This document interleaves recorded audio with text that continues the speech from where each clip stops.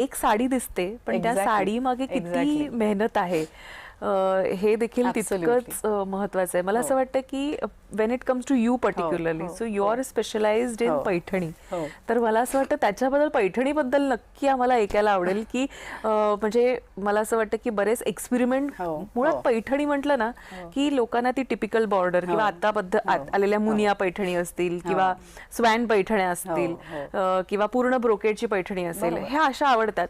पण ह्याच्यामध्ये सुद्धा मधल्या काळामध्ये खूप एक्सपेरिमेंट्स करण्यात आले. हे लोकांनी कसे एक्सेप्ट केले, कारण हे आपलं ट्रेडिशनल आहे, ह्याच्यामध्ये तुम्ही फ्युजन टाकताय, तर हे कसं लोकांना अपील होतं मुळात आणि त्याच्या मागे कसा स्टडी असतो. सो बेसिकली प्रथाचं USP पैठणी आहे असं नाही आहे. खरं तर आम्ही सर्व हँडलूम साडीज विकतो, पण एक मराठी ब्रँड असल्यामुळे नॅचरली आपण आपल्या देशाकडे जसं येतो तसंच आपल्या रिजनकडे आपण जास्ती रुटेड असतो. त्यामुळे प्रथा चालू करताना पहिला रिसर्चचा टॉपिक होता पैठणी नॅचरली, कारण मी महाराष्ट्रातली आणि मी मराठी आहे त्यामुळे. आणि पैठण्यांबद्दल जेवढा अभ्यास करू तेवढा थोडाच आहे, म्हणजे किती अभ्यास करू आणि ते नाही. आणि मग असं लक्षात आलं की जगभरात इतकी जास्ती डिमांड आहे या साडीला, या साडी प्रकाराला, की फक्त येवल्यात नाही तर आता इव्हेंच्युअली पैठणीचं विणकाम हे साऊथ इंडियामध्ये पण आउटसोर्स झालेलं आहे असं. सो म्हणजे ही आपल्यासाठी कौतुकास्पद गोष्ट, खूप कौतुकास्पदच गोष्ट आहे. आणि असं नाहीये की त्यामुळे खूपदा असं होतं की खूप जण म्हणतात साऊथची पैठणी म्हणजे खोटी पैठणी आणि महाराष्ट्रातली खरी पैठणी. तर असं मी पण प्रचंड ऐकलं. आणि आता म्हणजे ऍक्च्युली साऊथच्या ऍक्ट्रेस ह्या बऱ्यापैकी पैठण्या नेसतात. हो करेक्ट. सो म्हणजे सगळ्या मोठ्या ऍक्ट्रेसेस ज्या आहेत तर कुठेतरी काही जणांचं असं म्हणणं असतं की नाही ही खोटी पैठणी, पण तसं नाहीये. त्याही हँडलूम वरतीच विणलेल्या आहेत आणि आपल्याच पैठणीमधून इन्स्पायर होऊन या विणकरांनी पैठणी विणायला सुरुवात केली. So it is very much a Paithani. फक्त येवल्यात विणले जाणारे पॅटर्न्स, ते सूत, ते तिथलंच आहे. आणि साऊथमध्ये जेव्हा विणलं जातात तेव्हा थोडं गडवाल सिल्क जसं असतं त्या प्रकारच्या सिल्कच्या त्या पैठण्या बनतात, की ज्या कलांजली पैठण्या आपण बघतो की सुंदर असतात, अप्रतिम असतात. फक्त त्याचं इन्स्पिरेशन हे येवल्यातलंच आहे, पण तो मेक हा तेलंगणामधला आहे. असं हा फरक जाणवतो जाणवतो ना. हो, तुम्ही हातात घेतली पैठणी आणि साऊथची पैठणी जाणवतो. हो ऍब्सोल्युटली जाणवतो. आणि क्लायंट्स नाही लगेच कळतो आणि आम्ही अपफ्रंट सांगतोच की हा फरक आहे त्याच्यामधला.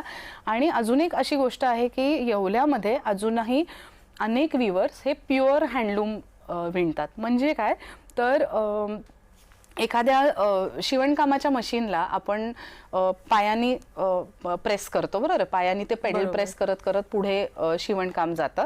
तर असं झालं की थोडंसं मेकॅनायझेशन आलं आणि ते पेडलच्या ऐवजी एक मोटर बसवली गेली, बरोबर.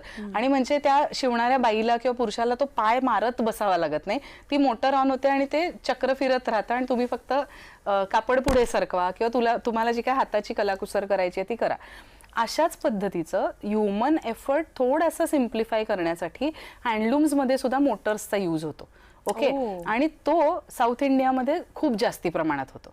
सो साऊथ इंडियाच्या पैठण्या ज्या आहेत त्या पैठण्यांना, हँडलूम पैठण्यांनाच मोटरचा यूज केलेल्या पैठण्या असतात. आणि जे की येवल्यामध्ये सुद्धा मोटर बसवलेल्या हँडलूम्स आहेत, पण खूप कमी प्रमाणात आहेत. सो मॅक्सिमम तुम्हाला येवल्याच्या पैठण्या दिसतील ज्याला कुठलंही मशीन मोटरची मदत नाहीये, प्युअर हँडलूम वरती विणलेलं आहे.